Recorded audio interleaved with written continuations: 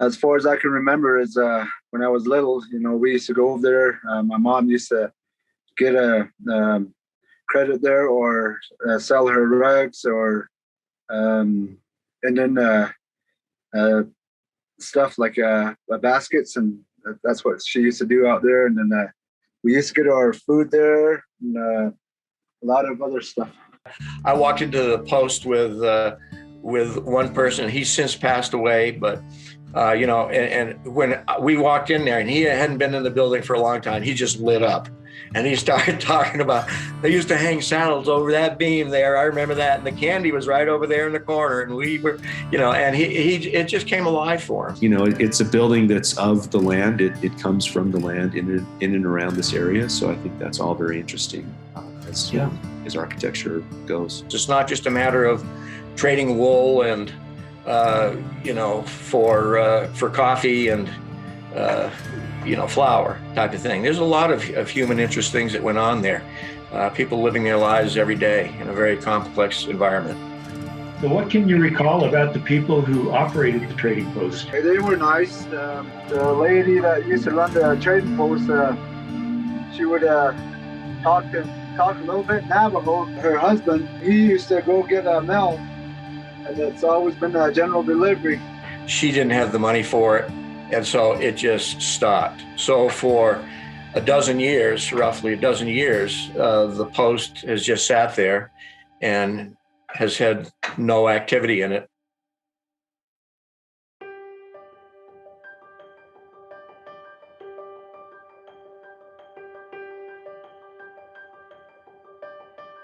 Hello, my name is Roger Roper. I'm the Deputy State Historic Preservation Officer with the Utah Division of State History.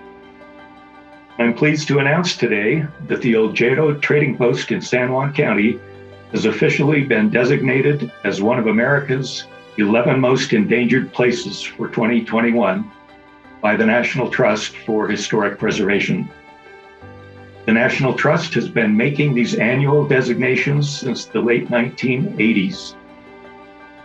The most endangered designation highlights exceptionally significant historic structures that are in immediate need of attention. The broad purpose is to raise awareness, support, and resources at the national, state, and local levels. The Oljato Trading Post is one of the last of its kind, and it represents a distinct way of life in a very remote part of the country that is little understood by most Americans. The goal is to rehabilitate the building to serve as a community center and cultural heritage tourist destination.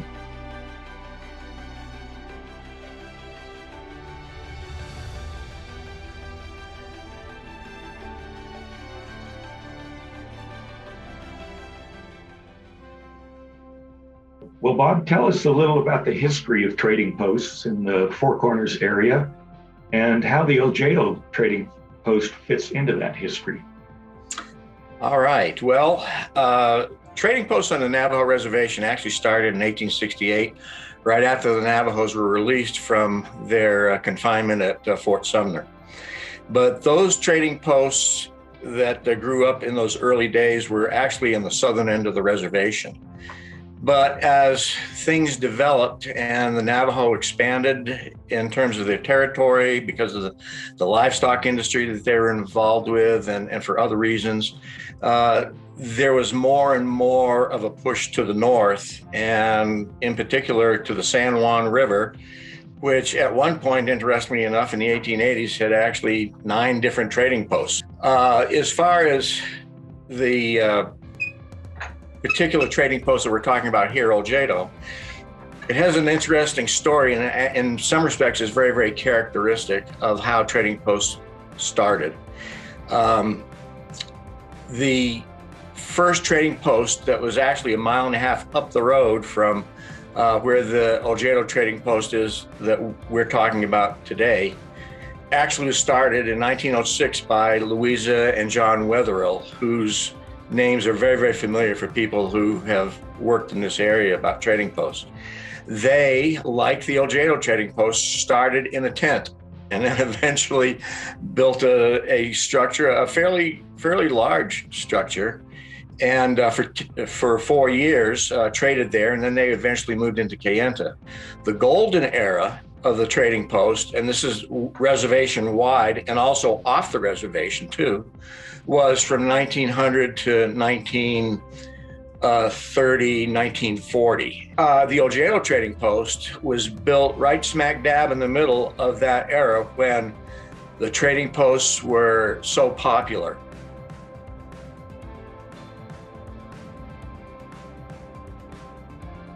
And then the lady, her name's Virginia Smith, and she would open the mail for the people and read it to the people that didn't know how to read or write.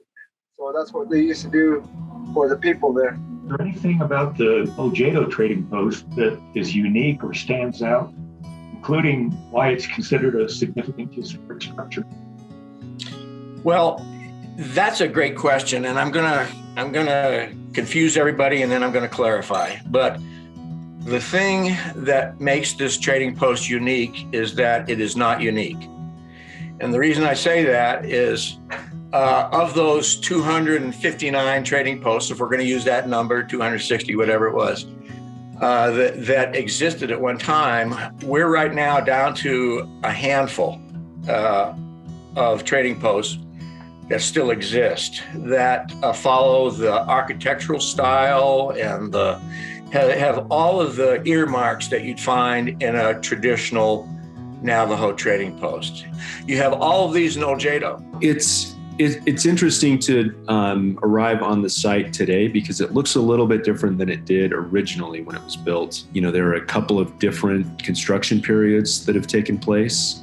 You know, the original trading post would have been, you know, the Bullpen area, and that's actually made of stone. And the addition to the west was built later to house the folks that did the trading, that ran the trading post.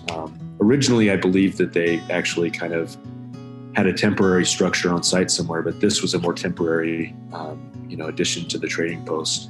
And it's actually built out of adobe, so it's less durable. The construction technique is not quite as high quality, but it connects into the trading post, and you have various rooms, living quarters, areas to entertain guests, restrooms, things like that are found in this extension to the trading post. So if this building were to be restored, what ideas do you have about how it could serve the Oljato community and perhaps provide economic development opportunities? To have the building restored is a real good idea for me. And to have the way Bob McPherson is working on it and what he talks about, and it'll benefit the people living there, and also create some jobs, and also at the same time make some money for the community there. The thing about Oljato is it's tucked away in a corner, and so it hasn't been bothered much. It's still structurally well-defined and everything. But in that trading post, and you find this in a lot of the other trading posts that have since disappeared. But for instance, you have what's called the Bullpen, which is the area where the Navajo customer would come in and conduct their business and stand by or sit by a warm stove and so forth in the winter. You have high counters that actually have an elevated floor behind them so that the trader could look down on them. There's a tremendously impressive pawn room where things were exchanged on credit with Navajo people and were kept there for safety. The most obvious object that kind of stands out at the trading post, I think, is the Hogan, which sits to the south. And it's a circular plan building, and it's made of stacked stone, mortared together. It has just an earthen floor, But the roof is really interesting because it's basically logs that have been sort of, they're basically a domed roof that's built out of logs, and it's kind of a pentagon structure, and the logs just sort of stack on each other, and they progressively get, closer and closer together as you come to the dome. And there's actually an oculus that is in the top of the Hogan, and it's enclosed now, but it originally would have been opened for ventilation purposes. But that's kind of the most interesting and the most obvious thing that kind of stands out when you see the trading post today. And as with all of these traditional structures, the door faces the east, and the structure was used to house the Native Americans, the Navajos that came to the trading post to, transact their business. And it has lots of other things that you hear about in a number of different posts, but Oljato seems to have them all. and because it's one of the last remaining ones, that makes it particularly important to preserve.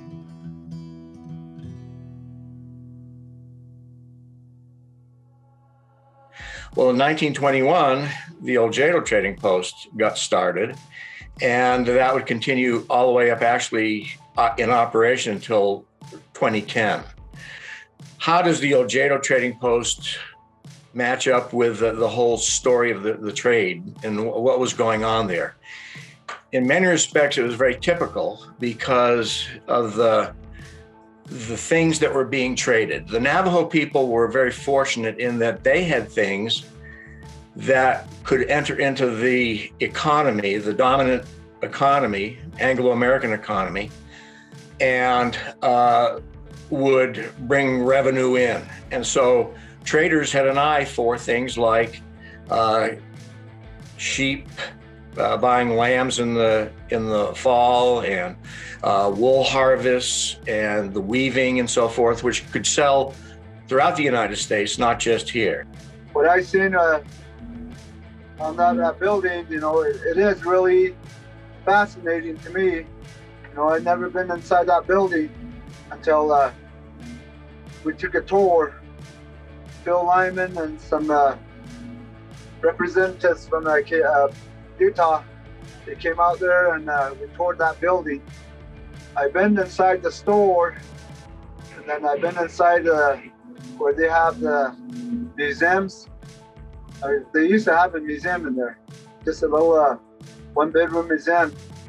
And then they used to show the people there. That's the only two places I've been. And then that was the first time I ever set foot inside that building to really look at the whole building. Do you think all the materials were locally sourced, given the time period and the remoteness? I think they were, yeah. And, we're not exactly sure where they were sourced. The stone obviously was sourced nearby. It's the same quality of stone that you see in the surrounding hills, and stone features and just in and around the environment there. The logs for the roof construction, that's unclear exactly where they came from.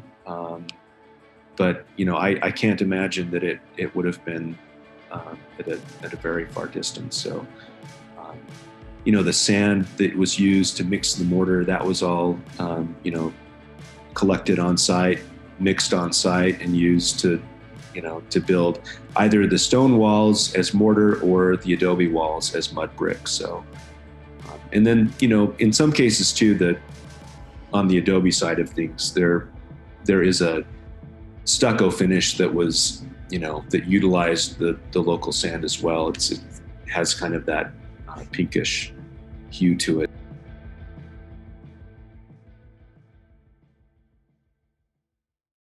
So what led to the decline in trading posts, and how did Oljato end up in its current condition as a vacant building in need of some serious restoration work?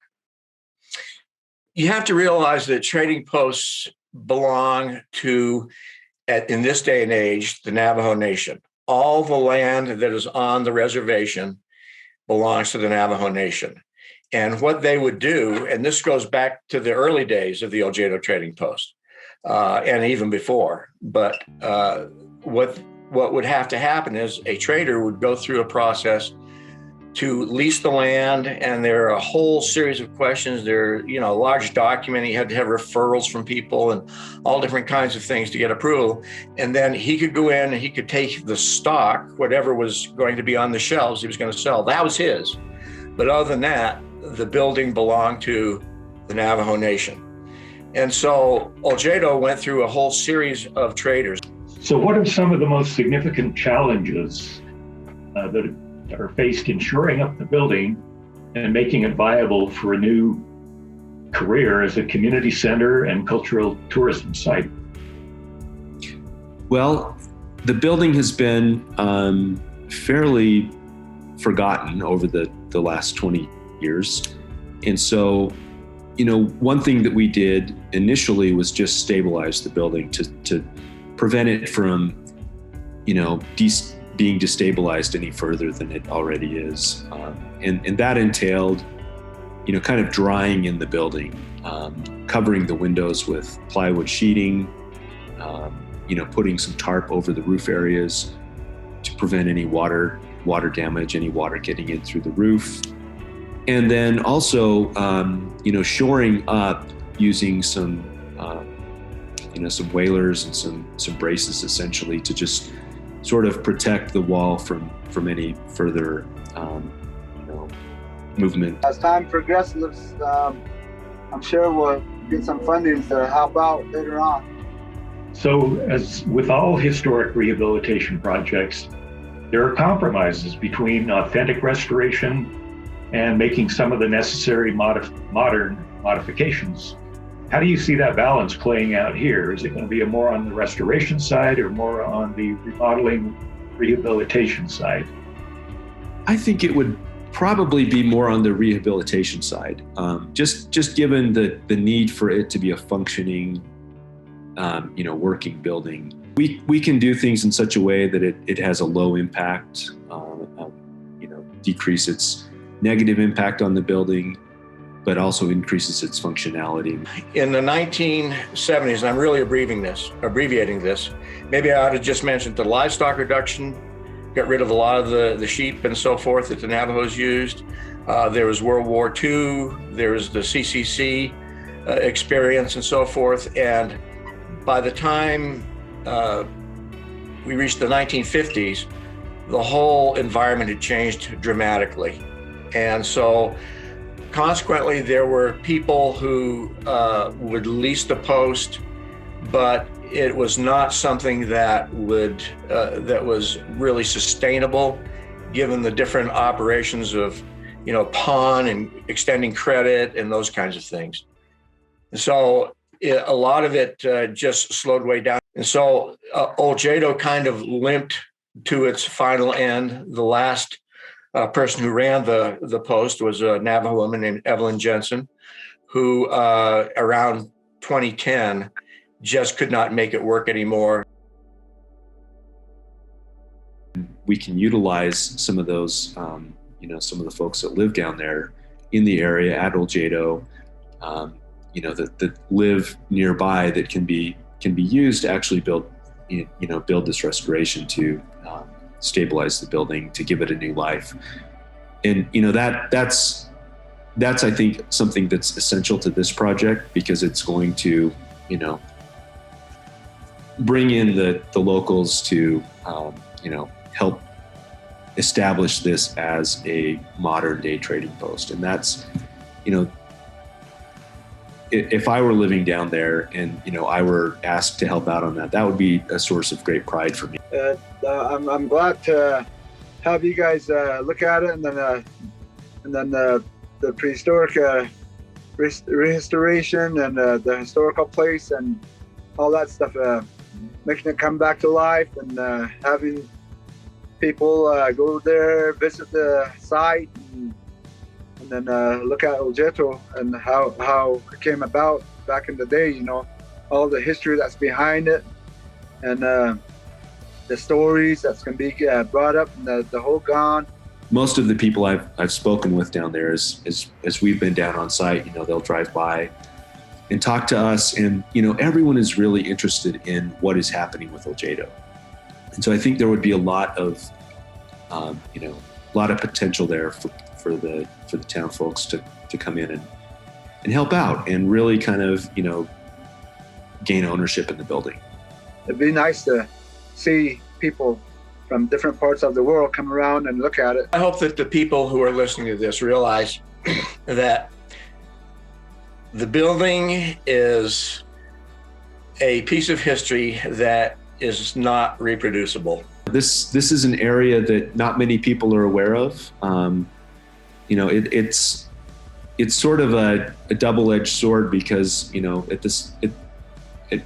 one hand, you want people to come and visit the site, but that pressure of, having people occupy the building and come to the site sort of brings its own challenges. So, I think as we move forward, we want to be especially aware of these issues and these challenges that we'll face kind of, in the next 10 years or so as we bring more people, educate more people, and sort of enhance and highlight this area of Utah.